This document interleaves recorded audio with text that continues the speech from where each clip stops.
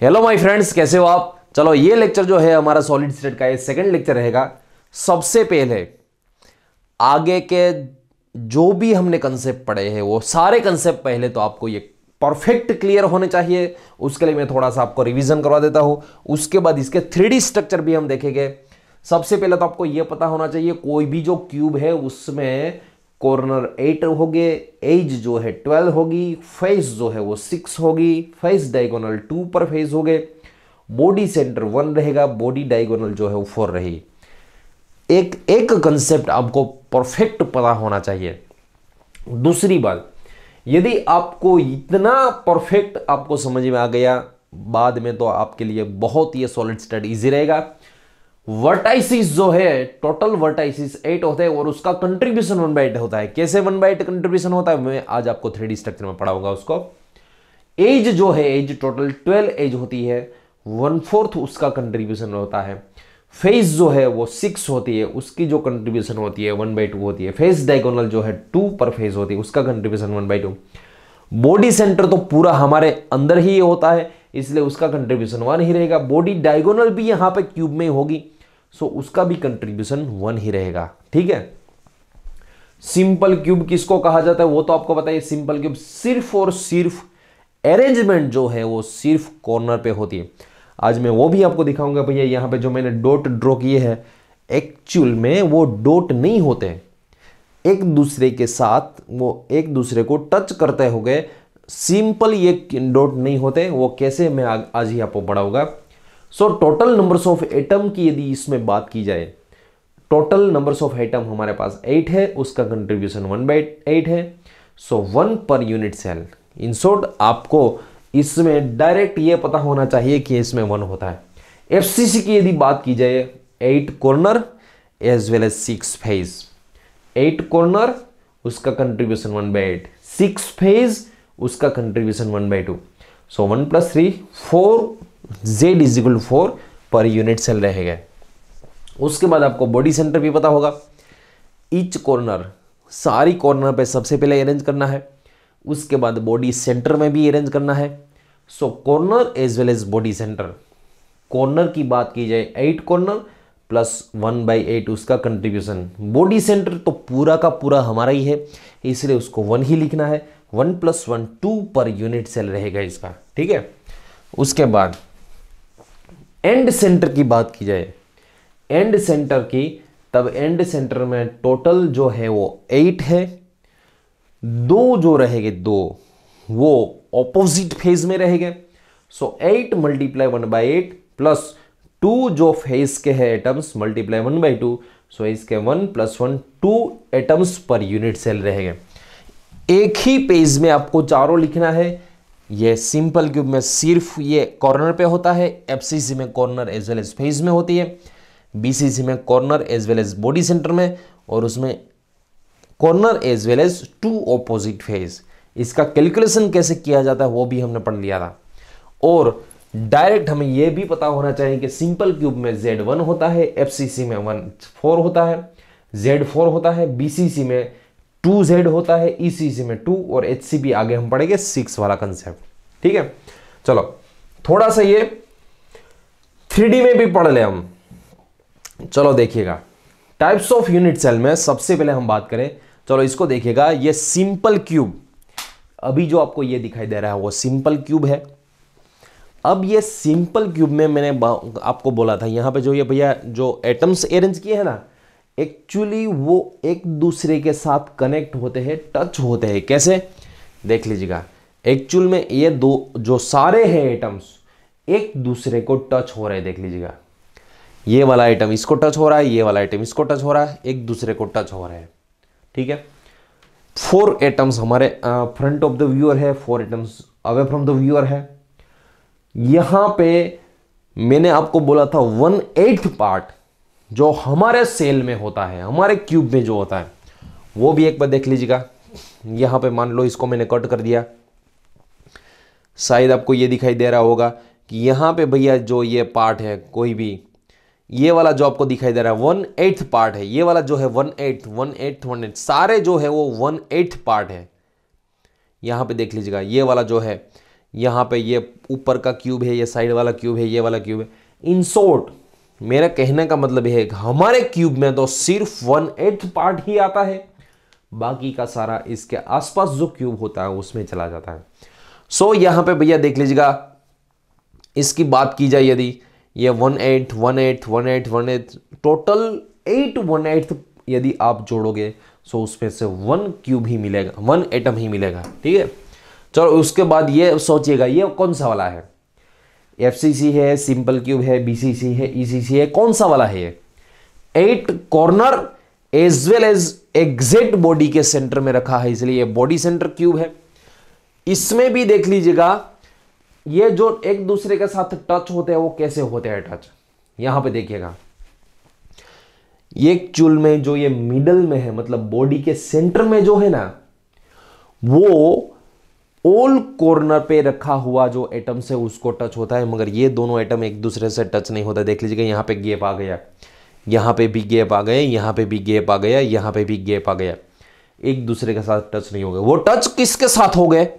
वो बॉडी के सेंटर में जो है ना उसके साथ ही टच हो गए।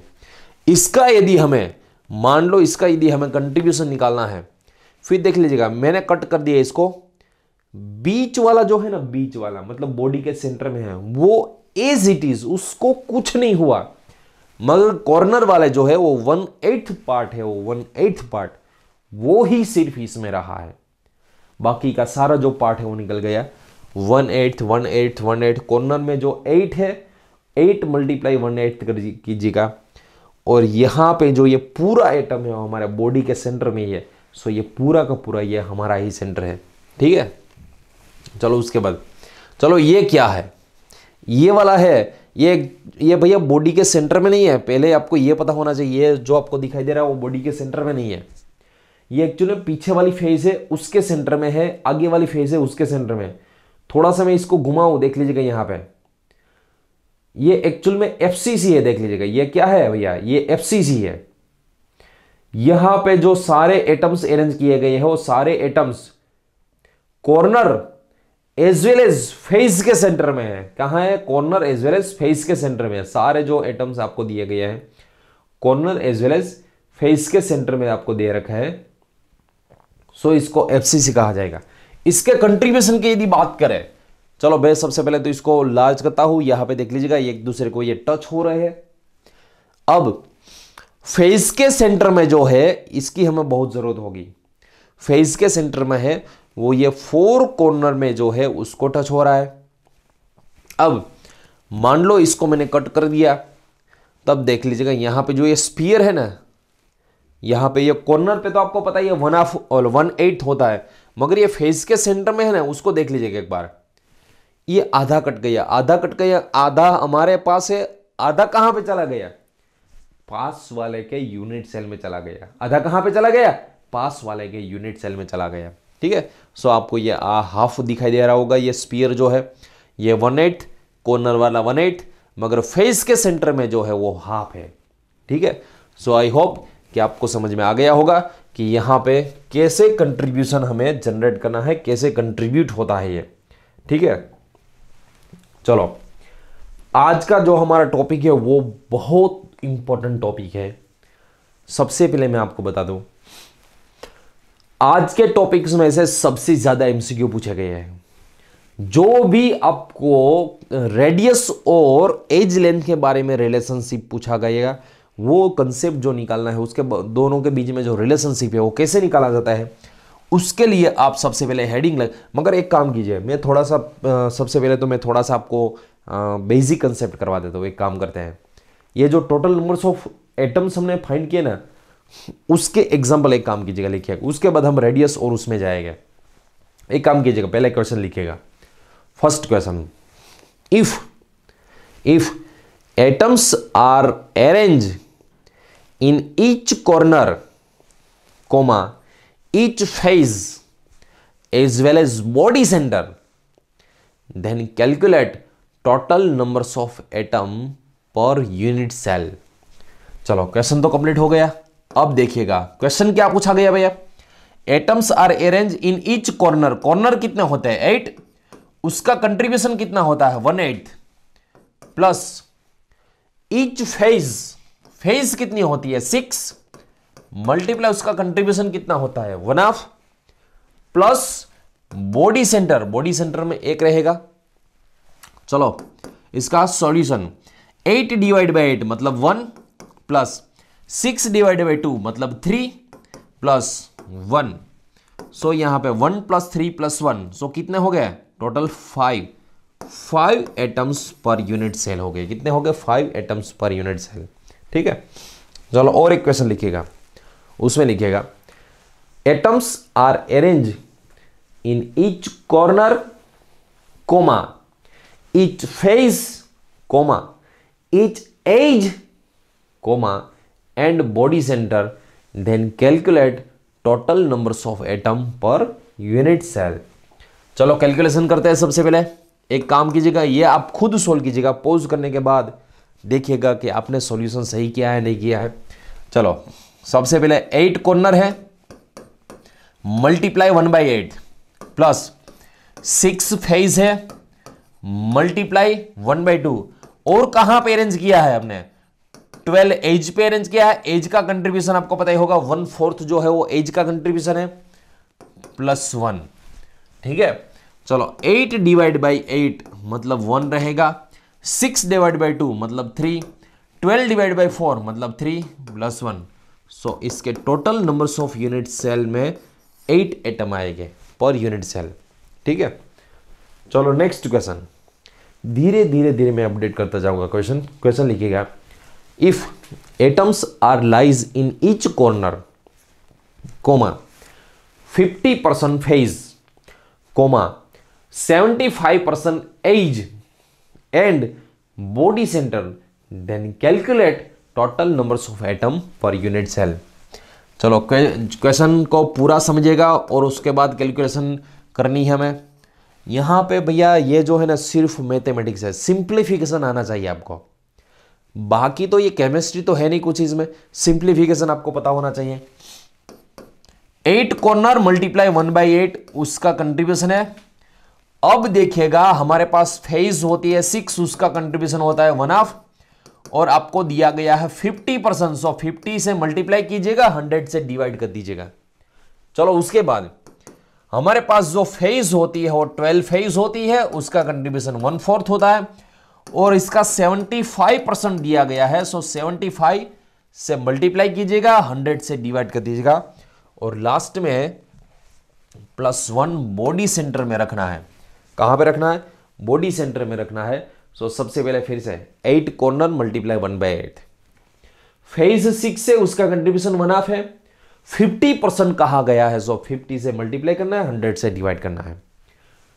12 जो है वो एज है, सो 12 एज मल्टीप्लाई 1/4 उसका कंट्रीब्यूशन मल्टीप्लाई 75% कहा गया है, इसलिए 75/100 और एक जो है वो बॉडी सेंटर में है। ठीक है, सो इसका simplification 8 divide by 8 1 plus 6 divide by 2 मतलब 3 रहेगा, 50 डिवाइड बाई 100 मतलब 1/2 रहेगा, प्लस 12 डिवाइड बाई 4 मतलब 3, 25 3 जा 75, 25 4 जा 100 प्लस 1। सो यहां पे 1 प्लस ये आएगा 3/2, ये आएगा 9/4 प्लस 1, 1 प्लस 1 इसको 2 कर देता हूं मैं, 3/2 प्लस 9/4। इसका ऑप्शन आपको देखना होगा भैया, इसके जो ऑप्शन है उसमें इसको कैसे दिया गया है। 2 तरीके के ऑप्शन आपको दे रखे होंगे। मान लो एलसीएम इसका निकालना, फिर एलसीएम आपको पता होना चाहिए 4 एलसीएम आएगा। इसके डिनोमिनेटर में कुछ नहीं है इसलिए इसको 4 से मल्टीप्लाई करना होगा, सो ये 8 हो जाएगा। इसके डिनोमिनेटर में तो सिर्फ 2 है इसलिए इसको 2 से मल्टीप्लाई करना होगा, सो 6 होगा। इसके डिनोमिनेटर में तो 4 है इसलिए इसको कोई मल्टीप्लीकेशन की जरूरत नहीं है। सो 23/4 इसका जो फाइनल आंसर है वो 23/4 आएगा। और यदि आपको मान लो इसको पॉइंट में निकालना है, यहां से मैं पॉइंट में भी निकाल सकता हूं। 2 प्लस 3/2 मतलब 1.5 प्लस 9/4 उसको हम लिख सकते हैं 2.25। सो इसका फाइनल आंसर 2 + 1 3, 3 + 2 5, 5.75 ये जो है Z आएगा। ये जो है वो Z आएगा। या तो ये आंसर दिया होगा या तो आपको ये आंसर दिया होगा। यहां पे सिर्फ ये कैलकुलेशन की गेम है, इसमें कोई केमिस्ट्री नहीं है, सिर्फ आपको कैलकुलेशन पता होना चाहिए, ठीक है। चलो और एक क्वेश्चन लिखो, उसमें लिखेगा if atoms are lies in each corner comma 2/3 face comma 1/3 edge and body centre then calculate total numbers of atom per unit cell. चलो क्वेश्चन को पूरा समझ लीजिएगा, उसके बाद सॉल्यूशन हम करते हैं।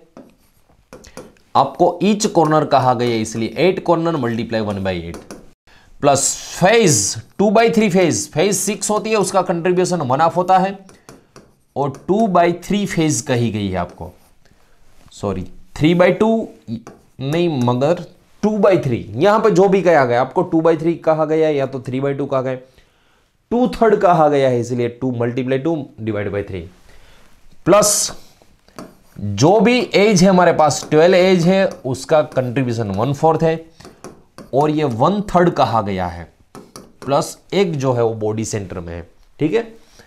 चलो 8 / 8 प्लस 1, यहां पे 2 तो कैंसिल हो जाएगा, 6 / 3 होगा, सो यहां पे 2 हो जाएगा, 6 / 3 मतलब ये 2 तो कैंसिल हो गया, प्लस 4 3 जा 12 कैंसिल मतलब यहां पे 1 आएगा, प्लस यहां पे 1, सो इसका जो फाइनल आंसर है वो 5 कितना रहेगा, Z = 5 रहेगा इसका फाइनल आंसर। सो आपको यदि ऐसा जो कोई क्वेश्चन दे रखे है तब आपको सॉल्यूशन कैसे करना है वो अच्छी तरह से पता होना चाहिए, ठीक है। चलो अब हेडिंग लगा दीजिएगा, रिलेशनशिप इन बिटवीन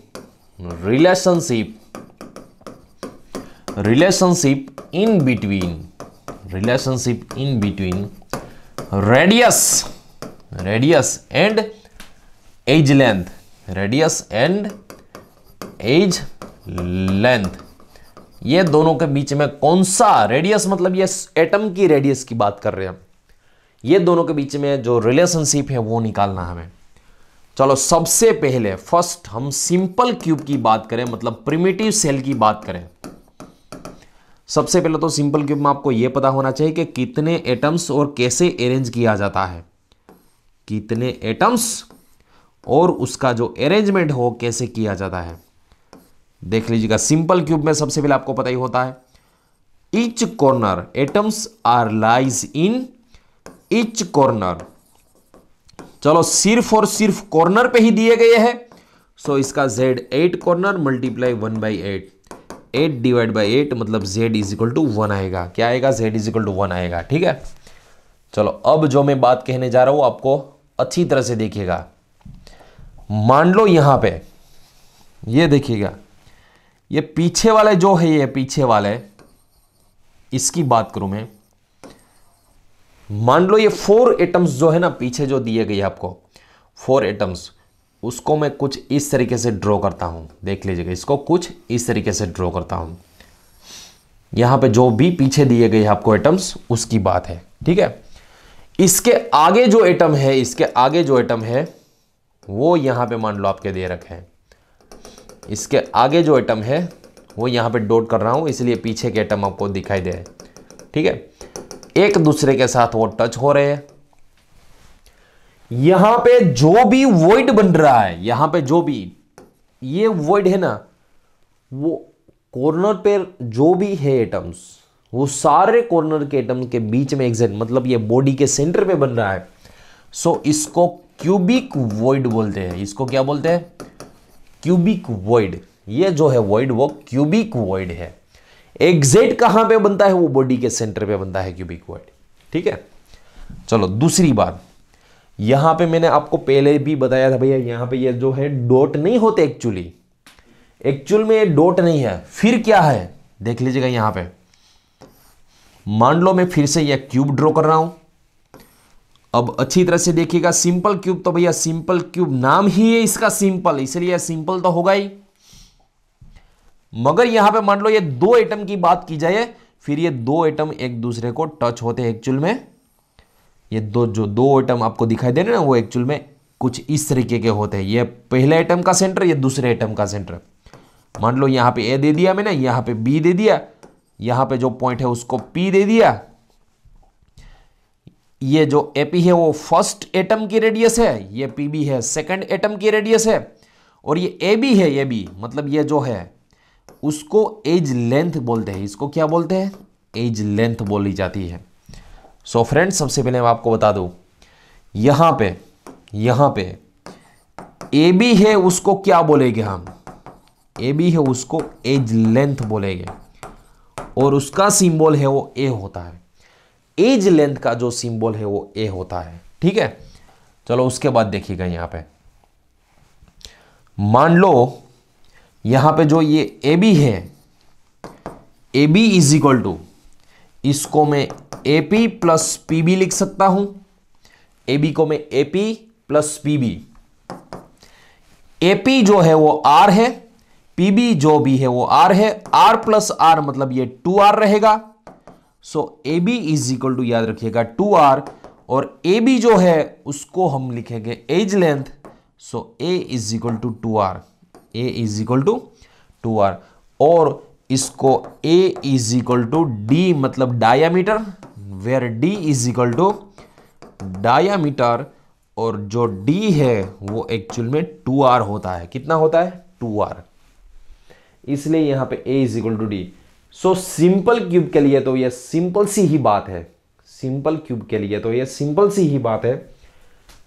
जो यहां पे ए बी मतलब एज लेंथ है, a इज इक्वल टू होगा 2r। यदि आपको सिंपल क्यूब में distance in between two atoms ऐसा पूछा जाए, फिर से यहां पे सिंपल क्यूब में distance in between two atoms, distance in between two atoms पूछा जाए, किसको distance in between two atoms बोलते हैं? याद रखिएगा, इसकी फर्स्ट कंडीशन, जो दो एटम है वो एक दूसरे के साथ टच होना चाहिए। हो रहा है यहां पे टच, देख लीजिएगा। First condition, distance in between two atoms मतलब उसके सेंटर के बीच का जो डिस्टेंस है, सेंटर सबसे पहले तो एक दूसरे को टच होना चाहिए। फर्स्ट कंडीशन, एक दूसरे को टच होना चाहिए। दूसरी कंडीशन, ये दोनों के जो सेंटर है उसके बीच का डिस्टेंस को हम distance in between two atoms कहते हैं। सो इसका distance in between two atoms जो है वो a is equal to 2r ही है। जो यहां पे हमने डिराइव किया वो ही है, मगर ये जो जरूरत हमारी पड़ेगी वो नेक्स्ट एफसीसी में होगी। फिर से मैं आपको बता दूं, distance in between two atoms का मीनिंग होता है, जो यूनिट सेल होता है वो यूनिट सेल में दो एटम्स एक दूसरे के साथ जो टच होते हैं उसको हम, उसके सेंटर के बीच का डिस्टेंस जो है उसको हम distance in between two atoms कहते हैं। Distance in between two atoms कहते हैं। आई बात समझ में? सो ये पूरा लिख लीजिएगा। मैं यहाँ पे राइटिंग ऐसे करता हूँ, पहले यहाँ पे लिखता हूँ, उसके बाद यहाँ पे, उसके बाद यहाँ पे, मगर आप ऐसा मत कीजिएगा, आप सीक्वेंस में लिखिएगा। यदि यहाँ पे मान लो मैंने पहले यहाँ से स्टार्ट किया, उसके बाद यहाँ पे लिखो, उसके बाद यहाँ पे लिखता ना, यह सब कुछ आपको दिखाई नहीं देता, इसलिए यहाँ पे मैं ऐसे लिखता जा रहा हूँ, इसलिए आपको सब कुछ दिखाई दे रहा है।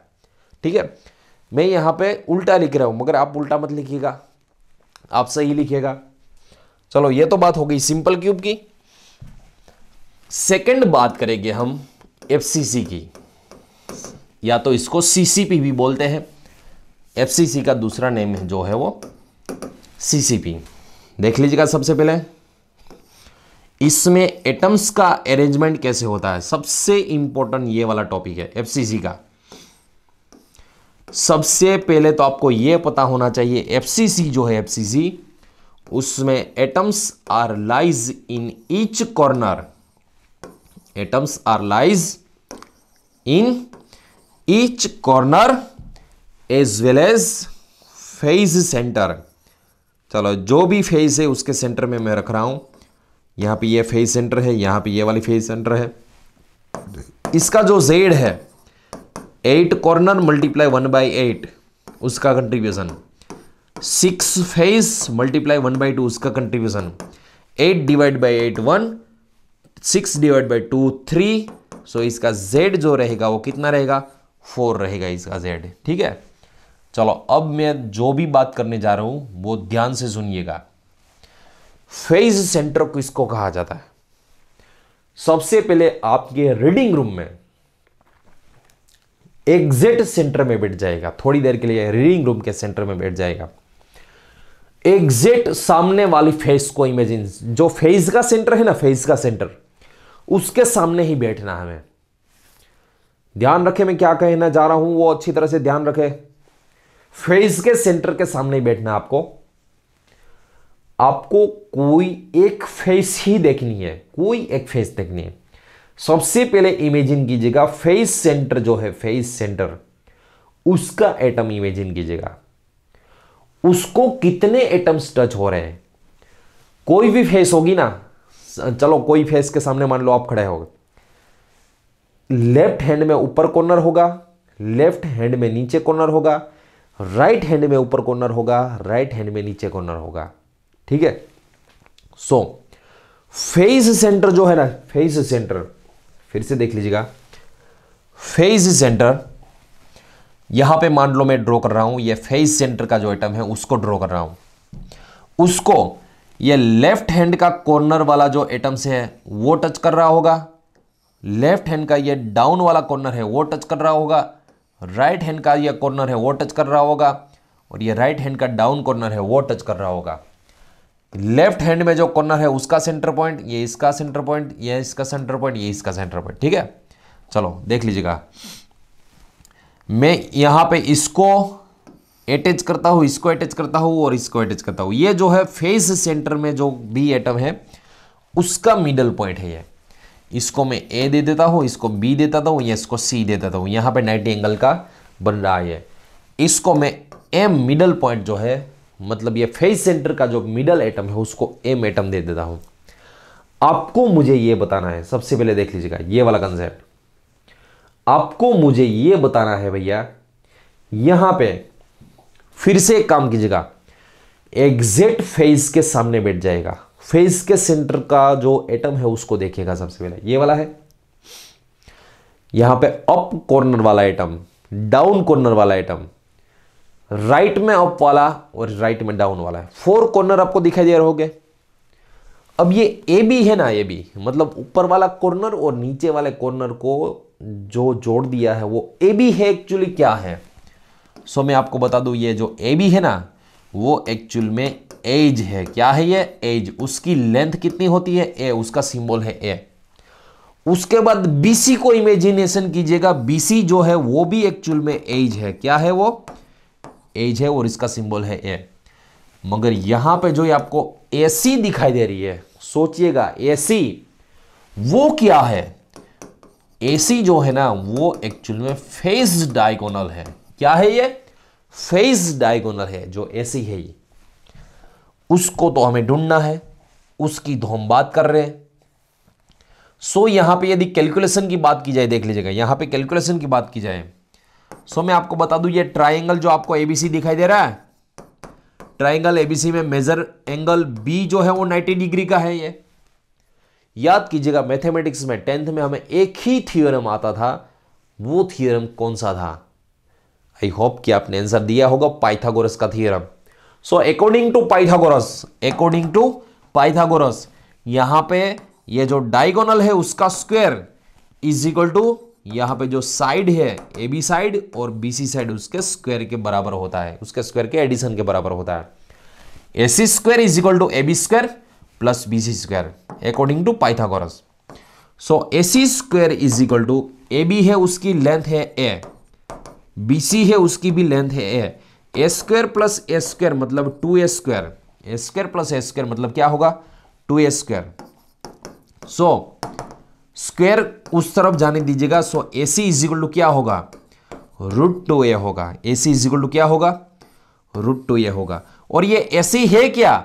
ये जो है एक्चुअली फेस डायगोनल है। सो हमें मिल गया, so length of face diagonal is equal to √2a। ये हमें मिल गया लेंथ ऑफ फेस डायगोनल का कंसेप्ट। ठीक है, सो यहां पे पूरा ये कैलकुलेशन हो गई है लेंथ ऑफ फेस डायगोनल। इसको मैं इक्वेशन नंबर 1 दे देता हूं। दूसरी बात यहां पे देखिएगा, ये जो फिगर है ना, उसमें यहां से ये जो पार्ट है वो रेडियस है, ये वाला भी स्फीयर का रेडियस है, ये वाला भी स्फीयर का रेडियस है, ये वाला भी स्फीयर का रेडियस है। सो यहां पे भैया ये जो AC है ना, AC फिर से देख लीजिएगा, ये जो AC है here AC is equal to 4R लिख सकते हैं हम, क्योंकि AC is equal to R plus R plus R plus R। So इसको 4R लिख सकते हैं। ये दूसरी लेंथ आ गई फेस डायगोनल की, यहां पे इक्वेशन नंबर 2। अब सोचिए इक्वेशन 1 एंड 2 से हम क्या कर सकते हैं। यहां पे इक्वेशन 1 इज इक्वल टू 2 ही है ना, देख लीजिएगा फिर से, मैं आपको दोनों इक्वेशन यहां पे दिखाता हूं। यहां पे AC इज इक्वल टू √2 है, यहां पे AC is equal to 4R है। 1 एंड 2 को कंपेयर कीजिएगा, कंपेयर इक्वेशन नंबर 1 एंड 2। सो दोनों AC मतलब दोनों फेस डायगोनल ही है। सो यहां पे मैं ऐसा लिख सकता हूं भैया, √2a is equal to 4R, √2a is equal to 4R। यदि आपको ये याद रख गया, आपके लिए कैलकुलेशन बहुत ईजी रही। चलो मान लो ये याद नहीं तो कोई बात नहीं, इसको डिराइव कर लीजिएगा। आपको मैंने डिराइव कैसे करना है वो आपको पढ़ाई है, मगर एग्जाम में आपको डिराइव करोगे तब आपका टाइम नहीं बचेगा। दूसरी बात, इसको हम ऐसे भी लिख सकते हैं, देख लीजिएगा, √2a इज इक्वल टू 4 को हम ऐसे लिख सकते हैं 2 मल्टीप्लाई 2R, 4 को 2 मल्टीप्लाई 2। सो इसको ऐसे भी लिख सकते हैं √2a is equal to 2R को हम लिख सकते हैं D मतलब diameter. So a is equal to 2 upon √2D, और 2 को √2 से डिवाइड कर दिया, फिर √2 बचेगा। सो a इज इक्वल टू √2 आएगा। चलो दूसरी बात, यहां पे इसका कैलकुलेशन और एक तरीके से किया जाएगा, देख लीजिएगा। यहां पे मान लो हमारे पास है √2a is equal to 4R। So इसको a is equal to 4 upon √2R भी लिखा जा सकता है। अब 4 को मैं कुछ इस तरीके से लिख दूं, 4 को मैंने लिखा है 2 मल्टीप्लाई 2, 2 को मैं यहां पे √2 मल्टीप्लाई √2 कर दूं, ठीक है। 2 को मैंने क्या कर दिया, √2 मल्टीप्लाई √2 निकाल दीजिएगा। सो यहां पे 2√2R, एग्जाम में ये आपको a is equal to √2R ऐसा भी दिया होगा। सो यहां पे फेस डायगोनल है, उसके कई सारी एप्लीकेशन है। इन शॉर्ट इसका फर्स्ट क्वेश्चन याद रखिएगा।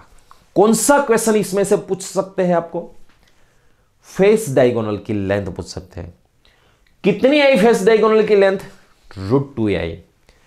एग्जाम में आपको फेस डायगोनल की लेंथ मान लो दे रखी है, रेडियस पूछ लेंगे या तो आपको a पूछ लेंगे, मतलब एज लेंथ पूछ लेंगे, या तो मान लो रेडियस आपको दे रखी है, फेस डायगोनल की लेंथ पूछ लेंगे, ठीक है।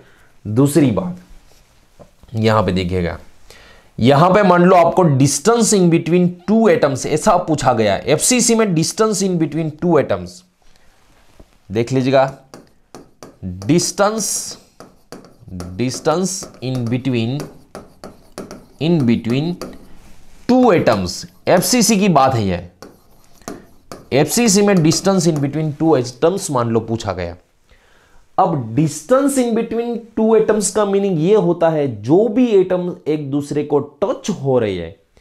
फर्स्ट कंडीशन क्या है, डिस्टेंस इन बिटवीन 2 एटम्स की फर्स्ट कंडीशन है एक दूसरे को टच करना चाहिए वो। यहां पे तो ये दूसरे को टच हो रहे हैं, देख लीजिए, ये दोनों A एंड B एक दूसरे को टच नहीं हो रहे, मगर A एंड M एक दूसरे को टच हो रहे हैं। सो यहां पे जो AM है ना, उसको डिस्टेंस इन बिटवीन 2 एटम्स कहा जाता है। ये AM को क्या कहा जाता है, डिस्टेंस बिटवीन 2M। और यहां पे जो AM है ना, वो AC से आधा है, मतलब हाफ है। अब AC हमारे पास √2a है, उसको 2 से डिवाइड कर दीजिएगा। सो यहां पे जो इसका आंसर आएगा वो distance in between 2 atoms a upon √2 आएगा। या तो इसको हम ऐसे भी लिख सकते हैं, AM is equal to R plus R मतलब 2R, या तो इसको डायमीटर D भी लिख सकते हैं, 2R लिख सकते हैं, R प्लस R मतलब 2R लिख सकते हैं, या तो इसको डायमीटर D भी। कोई भी एग्जाम में आपको ऑप्शन दिया होगा distance in between to atom का मीनिंग लिख लीजिएगा, वो दोनों एटम्स एक दूसरे को टच होना चाहिए, और टच हो गए तब उसके जो सेंटर का डिस्टेंस है, सेंटर का डिस्टेंस, उसको distance in between two atoms कहा जाता है। आई बात समझ में? सो यहां पे ये जो बात हुई वो एफसीसी की बात हुई। कंप्लीट एफसीसी लिख लीजिएगा, पूरा का पूरा कंसेप्ट लिखने के बाद एक बार रिवाइज भी कर लीजिएगा। चलो नेक्स्ट, एफसीसी के बाद में बताता हूं आपको बीसीसी, बॉडी सेंटर क्यूब। चलो सबसे पहले बीसीसी कहा किसको जाता है। यहां पे मान लो हमारे पास कोई ऐसा एक क्यूब है, देख लीजिएगा, यहां पे ऐसा हमारे पास कोई एक क्यूब है, ठीक है। बीसीसी में सबसे पहले atoms are arrange in each corner, atoms are arrange in each corner as well as body centre, as well as body centre, atoms are arrange in each corner as well as body centre, ठीक है। चलो इसका z की calculation कीजिए, इसकी z की, तब z में 8 कॉर्नर मल्टीप्लाई 1/8 उसका कंट्रीब्यूशन, प्लस बॉडी सेंटर की बात है इसलिए 1 जो है बॉडी सेंटर का, 1 + 1 इसका z जो रहेगा वो 2 रहेगा, क्या रहेगा? 2 रहेगा, z = 2 आएगा। जैसे हमने उसमें किया था, उसमें मतलब किसमें? एफसीसी में किया था, वैसा का वैसा कंसेप्ट ही ये बीसीसी में है, मगर यहां पे थोड़ा सा कंसेप्ट चेंज होगा, क्योंकि ये बीसीसी में जो है ना एटम, वो एग्जैक्ट बॉडी सेंटर में रखा गया है। चलो मैं सबसे पहले बॉडी सेंटर का जो एटम है उसको मैं ड्रॉ करता हूं, एग्जैक्ट ये बॉडी सेंटर में है, आपको इमेजिनेशन करना है। चलो ये बॉडी सेंटर का पूरा जग जाएगा भैया, 100% यहां पे पूरा का पूरा, यदि आपका प्रेजेंस ऑफ माइंड है तब जाके ही इसको देखिएगा। चलो ये बॉडी का सेंटर का जो एटम है, ठीक है, एक एटम इसको यहां पे टच हो रहा है, दूसरा एटम यहां पे टच हो रहा है, तीसरा एटम यहां पे टच हो रहा है, फोर्थ एटम यहां पे टच हो रहा है, ठीक है। चलो सबसे पहले ये जो है ए, ये है बी, ये है सी, और यहां पे ये है एम। सबसे पहले मैं आपको ये बता दूं, ये atom, B atom, C atom, और इसको मैं एम एटम रखता हूं, ठीक है। चलो सबसे पहले आपको ये पता होना चाहिए, ये जो येलो है, ये बीच वाला जो है वो बॉडी का सेंटर है, इसलिए जो एसी है ना, एसी वो बॉडी के सेंटर में से पास होना चाहिए। एसी कहां से पास होना चाहिए? बॉडी के सेंटर में। सो पहले तो मुझे यह बता दीजिएगा जो ये एसी है वो क्या है। फिर से, एसी जो है वो बॉडी के सेंटर में से पास हो रहा है, सो जो ये एसी है वो क्या है? फिर से, ये जो है बॉडी सेंटर है उसमें से एसी पास हो रहा है। अब बॉडी सेंटर में से एसी पास हो रहा है, वो फिक्स ही हो जाएगा भैया, ये बॉडी डायगोनल ही रहेगा। मैं आपको यहां पे जो ये भैया है ना, वो किसी फेज के सामने देख के आपको नहीं पता चलेगा। ये जो एक्चुअल में है वो कैसे बन रहा है, देख लीजिएगा, ये जो है एक्चुअल में कैसे बन रहा है उसको देखते हैं। यहां पे मान लो हमारे पास कोई ऐसा कोई क्यूब है, पूरी ध्यान से देखिएगा। चलो ऐसा कोई हमारे पास क्यूब है, ठीक है। इसमें ये वाला जो एटम है ना, वो मान लो यहां पे है ये, ठीक है। ये वाला जो एटम है यहां पे है, बी वाला एटम यहां पे है, सी वाला एटम यहां पे है, और ये जो येलो वाला एटम है वो यहां पे एग्जैक्ट बॉडी के सेंटर में है, ठीक है। अब यहां पे ये ए है, ये वाला है बी है, ये वाला है सी, और यहां पे ये वाला है एम। ए बी एक्चुअल में क्या है? ए बी वो एज लेंथ है। क्या है ये? ए बी वो एक्चुअल में एज लेंथ है, उसका सिंबल है ये।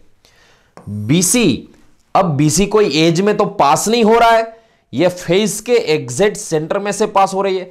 सो ये बीसी है ना, बीसी वो एक्चुअल में फेज डायगोनल है, ये फेज डायगोनल है। और फेज डायगोनल की आपको लेंथ पता ही होगी, √2 ये फेज डायगोनल की लेंथ होती है। और ये जो एसी है, एसी एक्चुअल में ये क्या है? ये जो है वो बॉडी डायगोनल है। एसी जो है वो क्या है? बॉडी डायगोनल है ये हमें ढूंढना है। बॉडी डायगोनल की लेंथ कितनी होती है ये ढूंढनी है। सो इसको यदि लिखना है एक बार लिख लीजिएगा। ऐसा कोई क्यूब होता है, उसमें ए बी ये एज है, बी सी ओ फेज। मतलब यहां पे आपको 3D में बताऊं ना मैं, ए किसी एक कॉर्नर को ले लीजिएगा, बी एग्जिट उसके नीचे के कॉर्नर को ले लीजिएगा।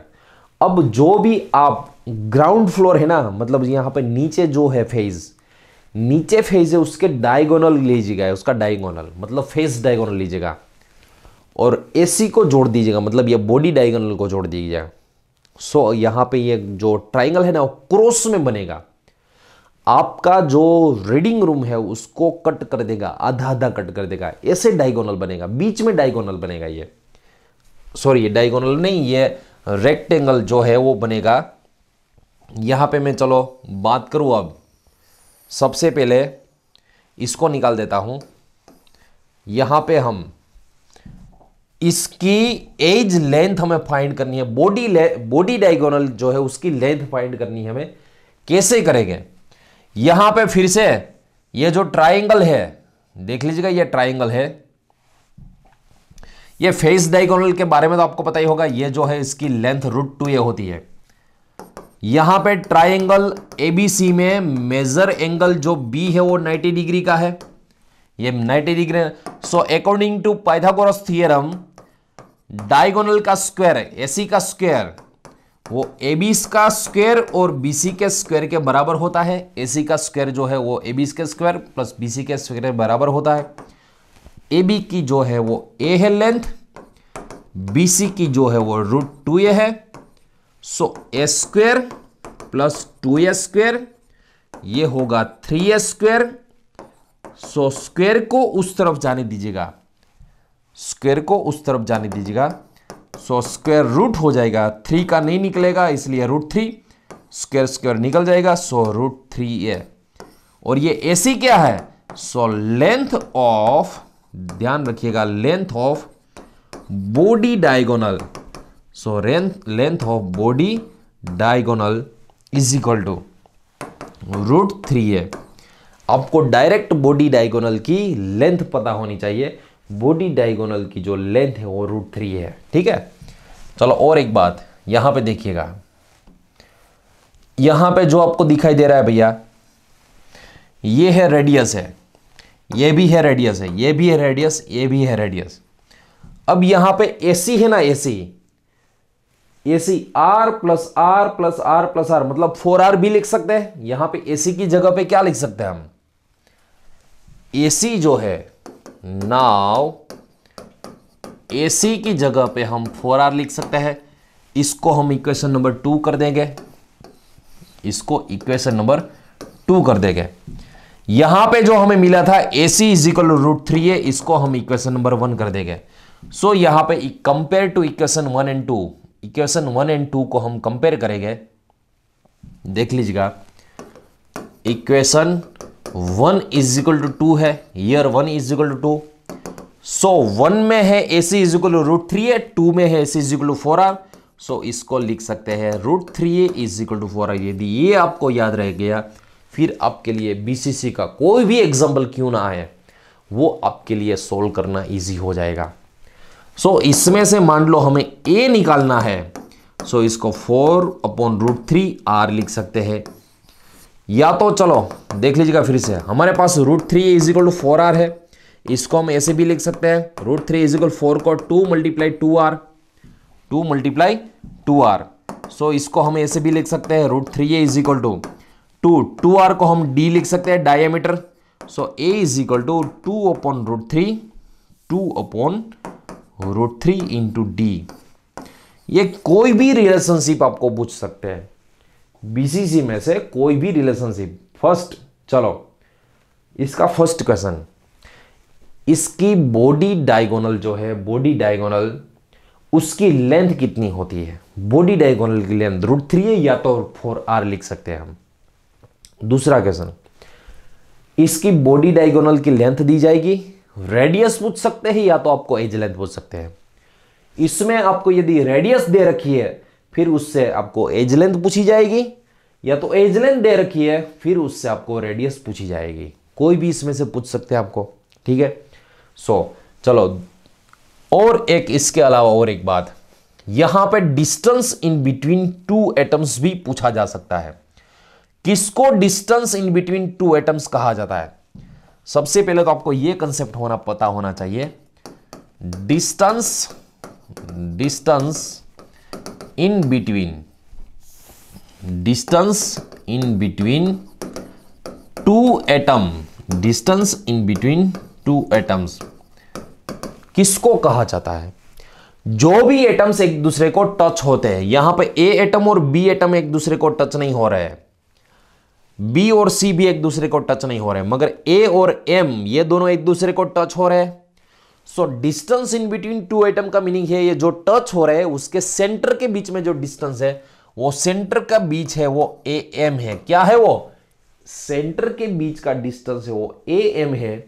सो A M is equal to हम AC डिवाइड बाई 2 लिख सकते हैं, और AC मतलब बॉडी डायगोनल की लेंथ, और बॉडी डायगोनल की लेंथ √3 है, इसलिए इसको √3/2 इंटू ए लिख सकते हैं। ये क्या आ गया? ये आ गया distance in between two atoms आ गया। सो आपको कई बार एग्जाम में distance in between two atoms की लेंथ मान लो 50 पाइकोमीटर दे रखी है, सो उससे आपको एज लेंथ भी पूछी जा सकती है। आई बात समझ में? दूसरी बात, यहां पे AM जो है AM वो एक्चुअल में R+R मतलब 2R भी है। AM जो है वो डायमीटर D भी कहा जाता है, मगर कई बार ऐसा होता है कि ये जो एटम है बीच वाला एटम मतलब ये बॉडी का सेंटर में, वो उसकी मान लो साइज जो है ज्यादा होती है, इसकी साइज मान लो कम होती है, ऐसे भी हम पढ़ेंगे। अभी तो क्या है, सबकी साइज सेम है, इसलिए आप AM = 2R लिख सकते हो, AM = D लिख सकते हो, मगर यूनिवर्सल जो है वो ये वाला है। फिर से distance in between to atom का मीनिंग क्या होता है? Distance in between two atoms का मीनिंग होता है वो एटम्स एक दूसरे को टच करना चाहिए, और टच करने के बाद उसके सेंटर के बीच का जो डिस्टेंस है वो हमें मेजर करना है। सेंटर के बीच का जो डिस्टेंस है वो मेजर करना है, उसको distance in between two atoms कहा जाता है। आई बात समझ में? सो इसको भी लिख लीजिएगा एक बार। अब जो मैं आपको कहने जा रहा हूं, इन शॉर्ट मतलब यहां पे इन शॉर्ट आपको यह पता होना चाहिए कि हमारे पास पहले तो सिंपल क्यूब है, उसके बाद हमारे पास FCC या तो CCP है, उसके बाद हम BCC पढ़े थे, उसके बाद ECC भी पढ़े थे, और HCP भी आगे पढ़ने वाले हैं। इसके Z के बारे में यदि बताया जाए, Z पूछा जाए, तब सिंपल क्यूब का तो Z आपको पता है 1, FCC जो है उसका 4, BCC का Z है वो 2 है, ECC का Z है वो 2 है, HCP का Z है वो 6 है। Relationship in between A and R मतलब एज एंड रेडियस के बीच में रिलेशनशिप पूछा जाए, तब सिंपल क्यूब में याद कीजिएगा A = 2R है, इसमें √2A = 4R याद रखिएगा, इसमें √3A = 4R याद रखिएगा, इसकी कोई हमें जरूरत नहीं है। ठीक है, FCC में √2A = 4R, BCC में √3 है। दूसरी बात, FCC में फेज डायगोनल की लेंथ होती है, so length of face diagonal is equal to √2A, and इसमें लेंथ ऑफ बॉडी डायगोनल, इसमें लेंथ ऑफ बॉडी डायगोनल वो होती है √3A। यदि आपको इतना टेबल याद रह गया, इसकी चिट्ठी बना के मत जाएगा भैया एग्जाम में, आपको ये याद रख के जाना है। यदि मान लो याद नहीं है तो कोई बात नहीं, डिराइव कर लीजिएगा, मगर कई बार ऐसा होता है डिराइव करने में टाइम चला जाएगा। सो उससे बेटर है आपको डिराइव कैसे करना है वो भी पता होना चाहिए, और उसके बाद उसके अलावा आपको ये भी डायरेक्ट पता होना चाहिए कि यदि आपको सिंपल क्यूब की A और R के बीच में रिलेशनशिप पूछा जाए तो A = 2R पता होना चाहिए, FCC में √2A = 4R, BCC में √3A = 4R। इन शॉर्ट आपको डायरेक्ट ये पता होना चाहिए कि इसके बीच में जो रिलेशनशिप है वो कौन सा है। इंस्टेंट आपको ये पता होना चाहिए रिलेशनशिप इन बिटवीन ये जो रेडियस एंड ये एज लेंथ है उसके बारे में। ठीक है। सो इसको पॉज करके एक बार लिख लीजिएगा complete. So friends, thank you so much. Next lecture में हम पैकिंग फ्रैक्शन, डिफरेंट टाइप्स के ब्रेविस लेटाइस, वो सारे पढ़ने वाले हैं। सो नेक्स्ट लेक्चर देखना मत भूलिएगा। और तीसरा लेक्चर जो है, तीसरा लेक्चर देखने से पहले ये फर्स्ट और ये सेकंड लेक्चर जो है कंप्लीट रिवाइज करिएगा, उसके बाद ही थर्ड लेक्चर देखिएगा। क्योंकि कहीं पे भी बीच में से आपने देखा ना तो समझ में आएगा मगर एक्यूरेसी नहीं आएगी। और ये सारी कॉम्पिटिटिव एग्जाम जो है ना वो एक्यूरेसी पे ही डिपेंडेंट होती है। आधा ज्ञान अणुबॉम्ब जैसा होता है, एटम बॉम्ब जैसा होता है। सो यहाँ पे आपको पूरा परफेक्शन लाना है इसमें। Thank you so much friends, मिलते हैं नेक्स्ट लेक्चर में।